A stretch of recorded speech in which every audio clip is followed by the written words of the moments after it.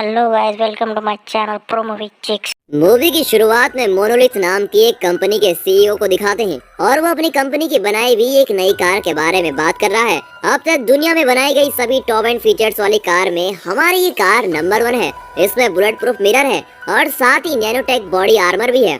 Real life situation में होने वाले लगभग 25 तरह के खतरों में इस कार के अंदर बैठे पैसेंजर को सुरक्षित रखने वाली टेक्नोलॉजीज इस कार में भरपूर है। यही नहीं, हमने इसमें वोल्ट मोड भी इंट्रोड्यूस किया है।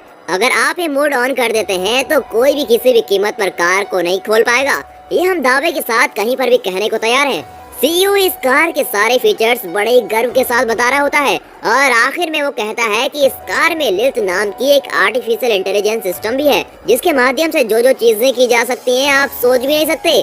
सुनकर लगता है कि ये आयरन मैन के जार्विस सिस्टम जैसा एक आर्टिफिशियल इंटेलिजेंस सिस्टम है। एक और सीईओ इस कार की खूबियों को बढ़ा चढ़ाकर बता रहा होता है। तभी दूसरी ओर हमें वही कार हाईवे पे दिखाई जाती है। इस कार के अंदर हमारी मूवी की हीरोइन सैंड्रा को भी दिखाते हैं। सैंड्रा अपने 2 साल के बेटे डेविड के साथ अपनी माँ से मिलने जा रही होती है।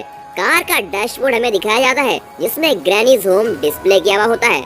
वहाँ जाने का रूट भी बढ़िया से डिस्प्ले में दिखाया जाता है। सैंड्रा के बारे में पूछो तो वो एक फ्रीकी पॉप सिंगर हुआ करती थी, पर अब उसने वो सब छोड़ दिया है। बच्चे के होने के बाद वो एक साधारण हाउसवाइफ बनकर अपनी खूबसूरत जिंदगी आराम से बिता रही है। पीछे से डेविड उसे प्यार से सैंड्रा सैंड्रा कहकर तुतला रहा होता है। लगता है उसने अभी हाल ही में बोलना शुरू किया है। सैंड्रा उसकी बात समझकर कहती है, ठीक है, तुम्हें गाना चाहिए ना, अभी तुम्हारा गाना लगा देती हूँ। ऐसा कहकर कार के अंदर कुछ अनोखी चीजें दिखाकर उसे एंटरटेन कराती है। तभी अचानक एक आवाज आती है, हेलो मैम, मैं हूँ लिज, क्या मैं आपका नाम जान सकती हूँ? ये सुनकर सैंड्रा कहती है, अरे डेविड, देखा तुमने, हमारी कार बोलती भी है। फिर वो लिज से कहती है, सिर्फ सैंड्रा ही कहो। लिज चाहे कितनी भी धमाकेदार आर्टिफिशियल इंटेलिजेंस क्यों ना हो, पर वो इंसानों के दिमाग के बराबरी नहीं कर सकती, राइट? लिज फिर पूछती है, ओके सैंड्रा, पीछे बैठा हुआ वो छोटा बच्चा कौन है? सैंड्रा बिल्कुल चकित हो जाती है और पूछती है, तुम्हें कैसे पता कि मेरे साथ कोई बैठा हुआ है? लिज जवाब देती है कि उसके वेट के अनुसार अगर इतना वेट हो तो एक बच्चा ही हो सकता है, ऐसा मैंने गैस किया है। उसकी बात सुनकर सैंड्रा सोचती है कि ये तो बड़ी रोस्तम लगती है। इस तरह उन दोनों की बातें चल रही होती है। फिर सैंड्रा उससे पूछती है,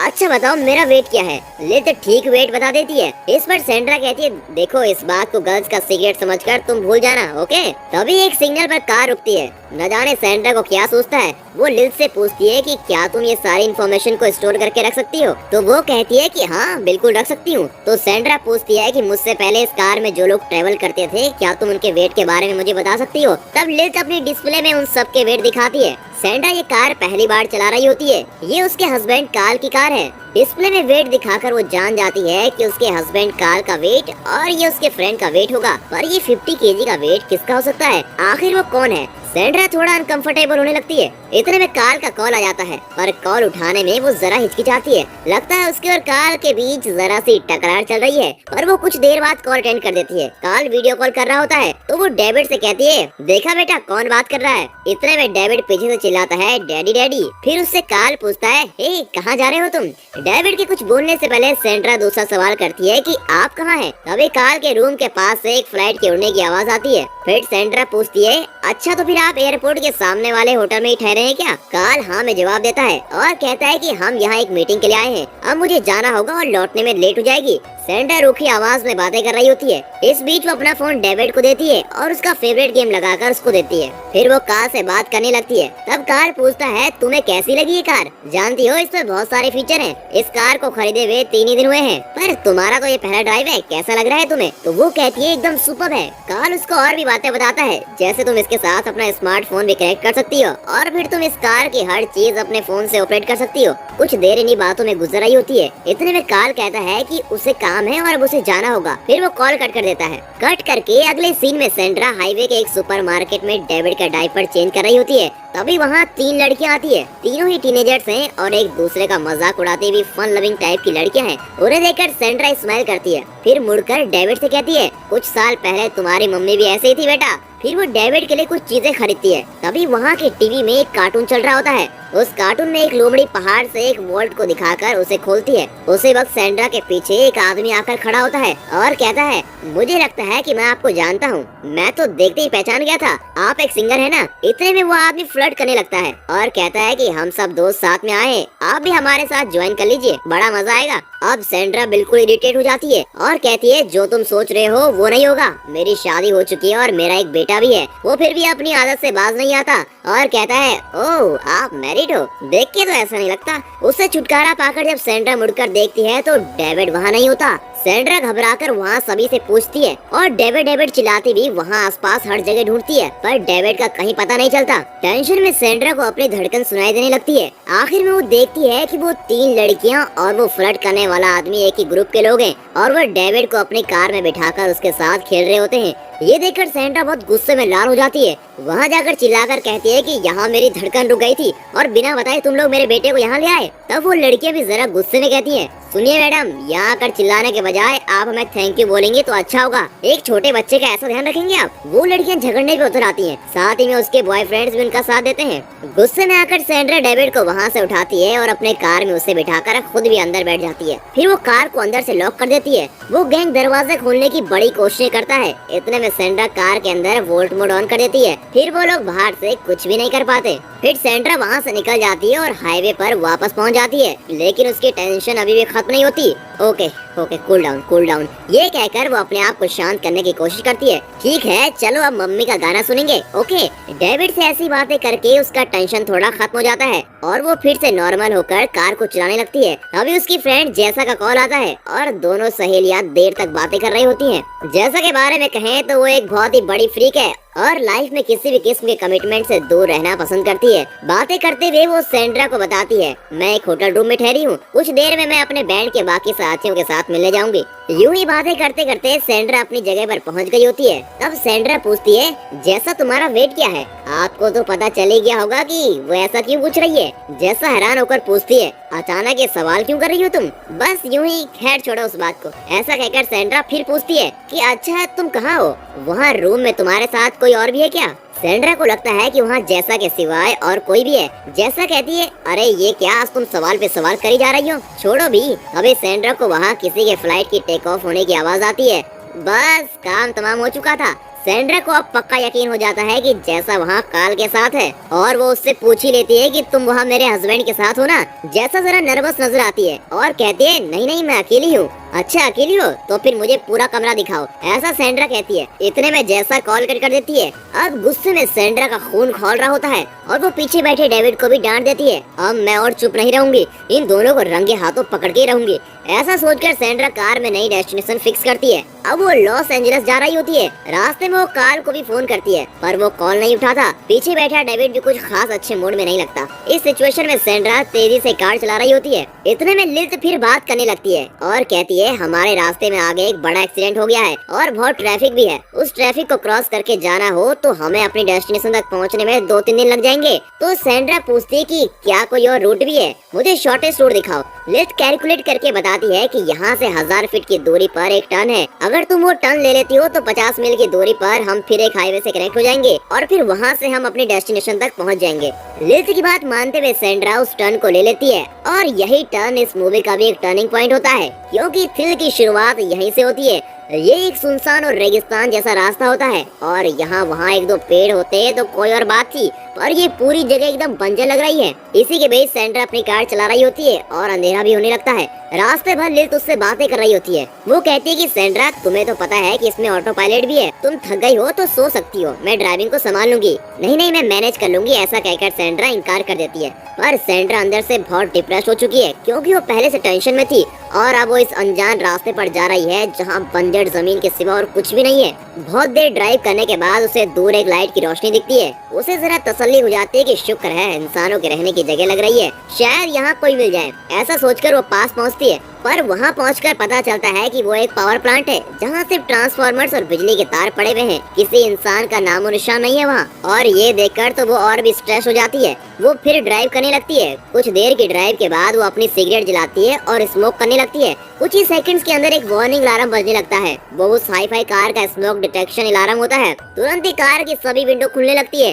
और अलार्म और जोर से बजने लगता है। चुटकी बजाने के अंदर लिल्थ चेतावनी देने लगती है कि कार को तुरंत सड़क के साइड में रोके और जल्दी कार से बाहर चले जाइए। सैंड्रा थोड़ा इरिटेट हो जाती है और कहती है, अरे यहाँ कोई आग थोड़ी ना लगी है, ये तो मैं ही स्मोक कर रही हूँ, प्लीज अपना अलार्म बंद करो। एक और अलार्म की ऊंची आवाज और दूसरी ओर सैंड्रा के इंस्ट्रक्शन लिल्थ को यानी कि कार की आर्टिफिशियल इंटेलिजेंस को कंफ्यूज कर देते हैं। वो कहती है कि इंस्ट्रक्शन मेरी समझ में नहीं आ रहा है, आप प्लीज क्लियर इंस्ट्रक्शन दीजिए।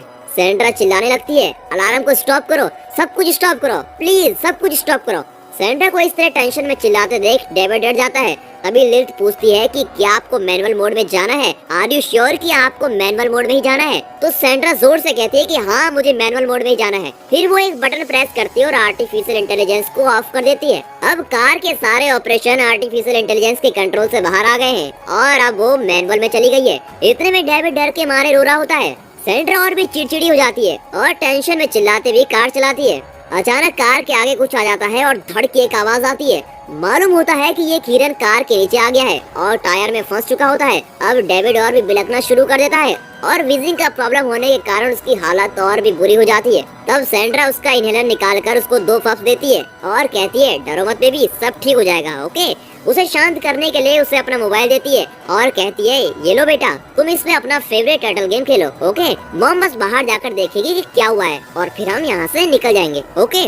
ऐसा कहकर वो कार से उतरती है। बाहर आकर वो देखती है कि हिरन बुरी तरह से कार के पहिए के बीच फंस चुका है और दर्द के मारे तड़प रहा है। ये देखकर उसकी टेंशन और भी बढ़ जाती है। माथे पर हाथ रखती हुई चिल्लाती है, आज ये सब क्यों हो रहा है? इतने में कार का वार्निंग अलार्म भी बज रहा होता है क्योंकि डोर खुले हुए होते हैं। तुम कुछ देर चुप नहीं रह सकते क्या? ऐसा कहकर वो कार के दरवाजा बंद कर देती है। अब कार को चलाने के लिए उस हिरन को निकालना पड़ेगा, पर हिरन पहिए के बीच में बहुत ज्यादा फंस चुका होता है। उसे बाहर निकालने के लिए सैंड्रा वहाँ पास के एक लंबी लकड़ी को लेकर आती है। तब क्या होता है कि अंदर बैठा हुआ नटखट बच्चा टर्टल गेम खेलने के बजाय उस कार के ऐप को खोल देता है। कार उस ऐप के साथ कनेक्ट हो जाती है। फिर वो ऐप के सारे ऑप्शन देखता है और आखिर में वो कार का वोल्ट मोड ऑन कर देता है। ये देखकर हमारे मन में आता है कि अबे तुझे ऑन करने के लिए कुछ और नहीं मिला था क्या? उस ऑप्शन को ऑन करते ही सारे डोर्स लॉक हो जाते हैं, सारी विंडोज खुद ब खुद बंद होने लगते हैं। विंडोज और डोर के बंद होने की आवाज सुनकर सैंड्रा का तो जैसे दिल बाहर आ गया हो। वो कार के डोर की तरफ भागती है और किसी तरह विंडो के बंद होने के पहले उस छड़ी को अंदर घुसा देती है, पर कोई फायदा नहीं क्योंकि टाइम बहुत कम था। सिर्फ 2-3 सेकंड में सब कुछ खत्म हो जाता है। विंडोज ग्लासेस उस छड़ी को तोड़ते हुए पूरी तरह बंद हो जाते हैं। अब कार पूरी तरह से लॉक हो जाती है। सैंड्रा ग्लासेस को पीटती है और चिल्लाती है, ओपन करो, ओपन करो। तभी वो देखती है कि डेविड के हाथ में उसका फोन है। फिर वो उसकी तरफ भागती है। बेबी प्लीज उसे इस तरफ से स्वाइप कर दो बेटा, वो चिल्लाकर ये सब कह रही होती है। और आप सोचिए 2 साल के बच्चे की समझ में कुछ आएगा क्या? फिर भी सैंड्रा अपनी तरफ से पूरी कोशिश करती है कि किसी भी तरह इस कार को अनलॉक कर दूं। तभी बच्चे के हाथ से फोन फिसलकर नीचे गिर जाता है। ऊपर से उस बच्चे को सीट बेल्ट से भी टाइट से बांधा हुआ होता है। बस अब सब कुछ खत्म हो चुका है, कुछ भी नहीं किया जा सकता। सैंड्रा उस कार के बारे में खूब जानती है। वो उस सुनसान जगह पर खड़ी होकर हेल्प हेल्प कहकर चीखती है, चिल्लाती है, पर वापस दूसरी तरफ आती है और दरवाजा पीटती हुई चिल्लाती है, लिल्थ प्लीज मेहरबानी करके दरवाजा खोल दो, अंदर बच्चा है, मैं सैंड्रा हूँ, मेरी आवाज तुम्हें सुनाई दे रही है या नहीं? इसी तरह वो बेबस हालात में बहुत देर तक कार से विनती कर रही होती है, पर क्या करें, उसने तो कार के आर्टिफिशियल इंटेलिजेंस को पूरी तरह से ऑफ कर दिया होता है। This is bloody manual death. Tension और गुस्से में वो जाती है और एक बड़ा पत्थर उठा लेती है। उससे वो बहुत देर तक कार के शीशों को तोड़ने की कोशिश करती है। इसका भी कोई फायदा नहीं होता क्योंकि वो तो बुलेट प्रूफ शीशे रहते हैं। इस तरह कार को पत्थर से तोड़ने के साथ अलार्म चालू हो जाता है। इन सब के बीच अंदर बैठा डेविड चीखने लगता है। वीजिंग के कारण वो हांफने लगता है। उसकी खराब हालत और भी खराब होने लगती है। अगर वो ज्यादा देर तक हांफेगा या रोएगा तो उसके लिए अच्छा नहीं होगा, इसीलिए किसी तरह उसका रोना बंद करवाना होगा। ये सब सोचकर सैंड्रा उसकी तरफ आती है और पी का बू कहकर उसके साथ लुका छिपी खेलना शुरू करती है। अंदर हंसते देख डेविड भी हंसने लगता है। डेविड को देखकर वो हंसती है, पर जब उसे छुपती है तो वो घबरा कर रो रही होती है। इस तरह खेल खेल में डेविड का रोना बंद हो जाता है। फिर वो कहती है, देखो बेटा तुम यही रहना, मम्मी तुम्हें छोड़कर कहीं नहीं जाएगी। मैं बस थोड़ी दूर जाकर देखूंगी कि मदद करने वाला यहाँ कोई है कि नहीं। फिर वो कार से थोड़ी दूर चलने लगती है। वहाँ कुछ भयानक आवाजें आ रही होती हैं। कहीं से सियार की चीखने की आवाज आ रही होती है। चलते चलते वो उसी पावर प्लांट के पास जाती है और हेल्प हेल्प कहकर चिल्लाती है। वहाँ इंसान के नाम के वास्ते मक्खी मच्छर भी नहीं होते। बाहर ताला भी लगा होता है। ये देखकर वो फेंस पर चढ़ जाती है, शायद अंदर कोई मदद मिल जाए। फेंस पर चढ़ते चढ़ते उसके हाथ छिल जाते हैं और वो किसी तरह अंदर कूद जाती है। अंदर वो एक कमरे में पहुँचती है और वहाँ की लाइट ऑन करती है। कमरे में जाकर उसके चेहरे पर 1000 वॉट का बल्ब जलने लगता है और वो खुश हो जाती है। पता है क्यों? क्योंकि वहाँ पर एक फोन होता है। वो उस फोन को उठाकर हेलो कहती है। तब उसमें से वॉइस मेल के मैसेज आने लगते हैं। वो सोचती है कि इन सब मैसेज के आने के बाद मैं कॉल करूंगी, मैसेज के खत्म होने का इंतजार करते करते उसके चेहरे की खुशी धीरे धीरे फीकी पड़ती नजर आती है। उस फोन के वॉइस मैसेज में कहा जाता है कि ये प्लांट पूरी तरह से बंद हो चुका है, अब यहाँ कोई काम नहीं होता, यहाँ का फोन कनेक्शन और नेटवर्क अब काम नहीं करते। इतना सुनकर सैंड्रा गुस्से में उस फोन को हथौड़ा मारती है। गुस्से में वो आउट ऑफ कंट्रोल हो रही होती है। फिर वो कमरे में और कोई काम की चीजें ढूंढती है। उसे एक टॉर्च मिलती है, वो उसे उठाकर रख लेती है। कुछ काम की चीजें वहाँ मिलती हैं और उन सबको उठा लेती है। फिर वो वहाँ रखे एक फायर एक्सटिंग्विशर को उठाने की कोशिश करती है पर वो बहुत भारी होता है, इसलिए उसे छोड़ देती है। फिर वो एक स्पैनर उठाती है। यहाँ और देर रुकने से कोई फायदा नहीं, ऐसा सोचकर वो सारी चीजें बटोरती है और वहाँ से निकलती है। बाहर आते ही उसे किसी भयानक जानवर के घुराने की आवाज आती है। अभी वो टॉर्च चलाती है और अपने आसपास देखती है। अचानक वो किसी चीज को देखती है और वो एकदम घबरा जाती है और वहाँ से भागना शुरू कर देती है। भागकर अपनी कार की ओर आती है और कार के ऊपर चढ़कर बैठ जाती है। डेविड अंदर बैठकर उसे देखकर मम्मी मम्मी कहकर हंसने लगता है, पर सैंड्रा वहाँ बैठी डर के मारे कांप रही होती है। वो इधर उधर टॉर्च मारकर देख रही होती है कि कोई है तो नहीं। तब वो देखती है कि वहाँ कोई बड़ा जानवर नहीं बल्कि एक जंगली कुत्ता है, एक पागल जंगली कुत्ता। वो सैंड्रा को अपना शिकार बनाने के लिए कार के ऊपर चढ़ रहा होता है। उसे देखकर डेविड फिर हांफने लगता है। अब सैंड्रा क्या करे, वो झट से अपने स्पैनर निकालती है और कार के ऊपर ठोकने लगती है। इसकी वजह से कार का अलार्म चालू हो जाता है। अलार्म सुनकर वो जंगली कुत्ता डर के वहाँ से भाग जाता है। डेविड ने अब फिर से रोना शुरू कर दिया होता है। इतने में सैंड्रा उसके पास आ जाती है और कहती है, नहीं बेटा रोते नहीं, इधर देखो, मॉम को देखो, गहरी सांस लो, हाँ हाँ ऐसे ही सांस लो, गुड। ये सब कहकर वो डेविड को किसी तरह नॉर्मली ब्रीथ करवाती है। बेचारी सैंड्रा बहुत थक चुकी होती है और सोच नहीं पाती कि आगे क्या करूं। वो कार के इर्द गिर्द चलना शुरू करती है। फिर वो अपनी सिगरेट जलाती है और स्मोक करती है। सोचते सोचते कार के बोनट पर लेट जाती है और आसमान को ताकने लगती है। लेटे लेटे सोचती है, क्या काल मुझे लेने आएगा? अभी तक तो उसका कॉल आ जाना चाहिए था। नहीं नहीं नहीं, यहाँ तो सिग्नल भी नहीं मिलेगा, जरूर उसने मेरे घर में फोन किया होगा। फिर वो अपने बेटे को कहती है कि बेटा पापा हमें ढूंढते हुए जरूर आएंगे, घबराना नहीं। तभी उसे एक बात अचानक याद आती है। इस सड़क पर मुड़ते हुए उसने एक बोर्ड देखा था जिस पर किसी एयरपोर्ट का जिक्र किया हुआ था। हाँ यार, उसमें तो एयरपोर्ट ही लिखा हुआ था। ये बात वो डेविड के साथ शेयर करती है। डेविड सुनो बेटा, मेरे ख्याल से यहाँ कुछ ही दूर पर एयरपोर्ट है, वहाँ से हमें मदद मिल सकती है। डेविड डेविड कहती हुई वो टॉर्च जलाकर देखती है तो वहाँ डेविड नहीं होता। ये देखते ही हमारा दिमाग भी सुन्न हो गया था। सैंड्रा टॉर्च की रोशनी में फिर देखती है तो पता चलता है कि एक तरफ का दरवाजा खुला है। वो दरवाजे के पास जाती है और डेविड कहकर अंदर टॉर्च मारती है। वहाँ देखती है कि एक पर्वत शिखर पर डेविड बैठा हुआ है। चौंक कर सैंड्रा डेविड कहकर चिल्लाती है। फिर उसकी आंख खुलती है और एक्चुअली वो बोनट पर लेटे हुए सपना देख रही थी। वो उठकर आती है और डेविड को देखती है। वो आंखें झपकाता हुआ बैठा हुआ होता है। सैंड्रा उससे पूछती है कि बेटा तुम ठीक तो हो ना? कार के अंदर बहुत गर्मी होती है, बाहर की सारी गर्मी कार के अंदर उतर रही होती है, ऊपर से उसे कोट भी पहनाया हुआ होता है। ये देखकर सैंड्रा सोचती है आज मैंने एक भी काम ठीक से नहीं किया। फिर डेविड से कहती है, बेटा अपनी जैकेट उतार दो, वो देखो वहाँ जिप है, उसे खोलो। पर वो बेचारा क्या समझ पाता।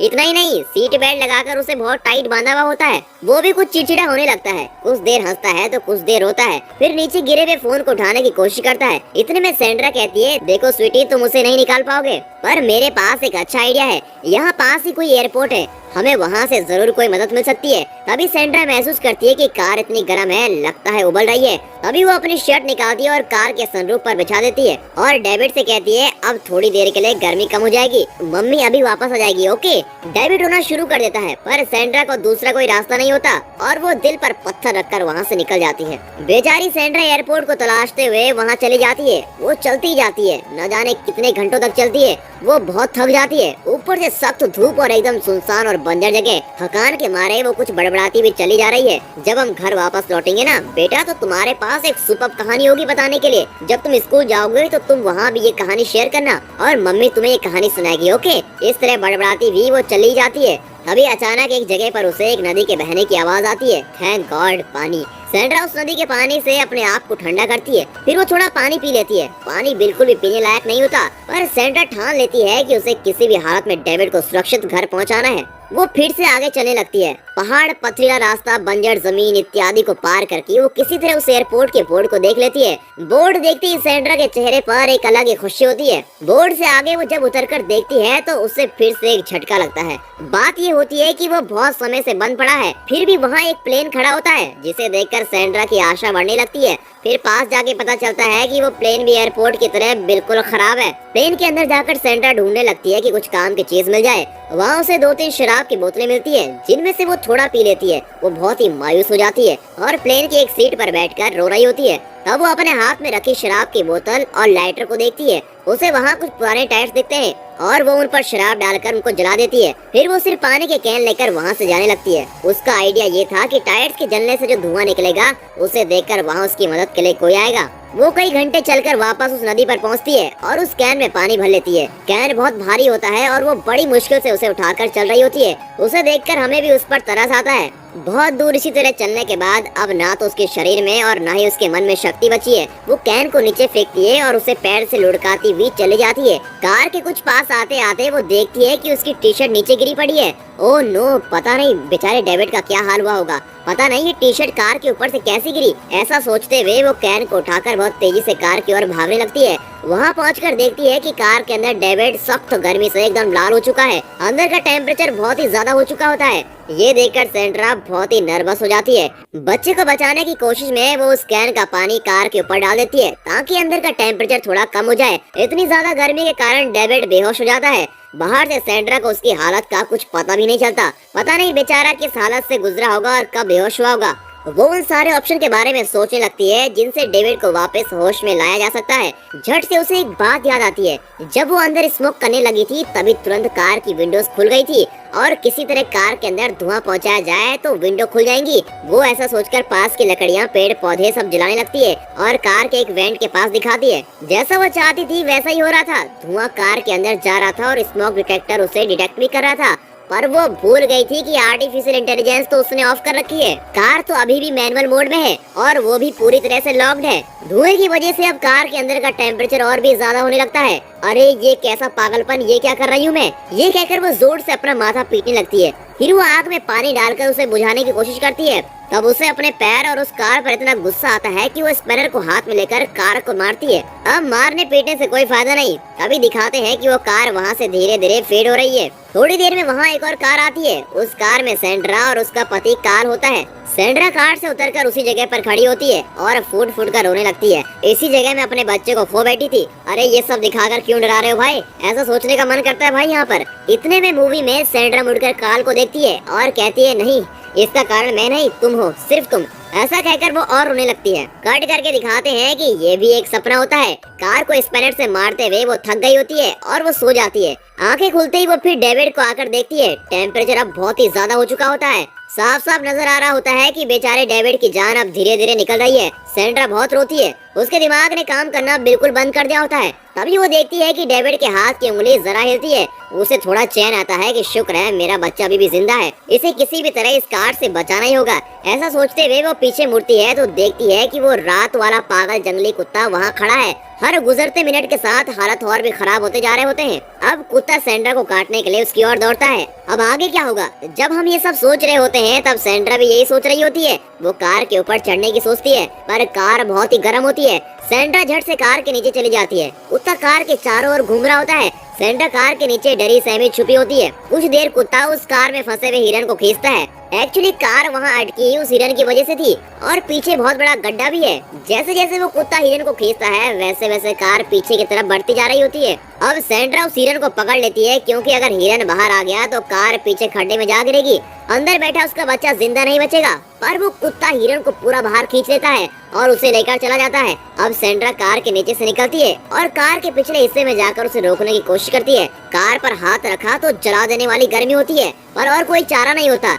सेंड्रा किसी तरह कार को पीछे से होल्ड कर रही होती है। अगर हाथ हटा दिया तो कार पीछे आ जाएगी। वो ज्यादा देर तक संभाल नहीं पाती और कार गड्ढे के मुंह तक आ जाती है। पर किस्मत से वहाँ पर एक पत्थर होता है जो कार को खड्डे में गिरने से बचा लेता है। अब सेंड्रा बहुत थक चुकी होती है। उसके पूरे शरीर में घाव ही घाव है। वो उस पहाड़ के एज पर जाती है और घुटने टेक कर रोने लगती है। तुम मुझे मम्मी मम्मी कहते रहते हो ना बेटा, पर मैं उस काबिल भी नहीं हूँ। ऐसा कहकर वो बेबस होकर रोने लगती है। दूसरी ओर वो कुत्ता हिरन को काट कर खा रहा होता है। मुझे कुछ करना होगा, कुछ करना ही होगा। इस तरह सोचते हुए सेंड्रा को एक आइडिया आता है। अब वो उस कुत्ते को देखती है और उसे सुपरमार्केट में टीवी पर दिखाए गए कार्टून की याद आती है। उसमें वो लोमड़ी पहाड़ से गिरकर एक वोल्ट खोलता है। तब उसे ख्याल आता है कि इस कार में 25 से भी ज्यादा डिजास्टर से बचने के उपाय डिजाइन किए गए हैं, जैसे सुपर सस्पेंशन इत्यादि। इसके फीचर में एक ये भी होता है कि चाहे कितनी भी हाइट से नीचे गिरे, ये कार फिर से अपने आप को सीधे बैलेंस कर सकती है। इसके फीचर के बारे में सेंड्रा सोचने लगती है। कार के अंदर डेविड की जान धीरे धीरे निकल रही होती है, लेकिन अब और कोई रास्ता नहीं बचा होता। सेंड्रा डिसाइड करती है कि वो रिस्क लेगी और कार को उस खड्डे में ढकेलेगी। वो फ्रंट बोनेट पर अपना पैर रखती है और जोर से धक्का देती है। उसकी पीठ जलने लगती है, पर फिर भी कार पीछे की ओर नहीं जाती। पीछे जिस पत्थर के बल पर कार रुकी हुई है उसे हटाना होगा।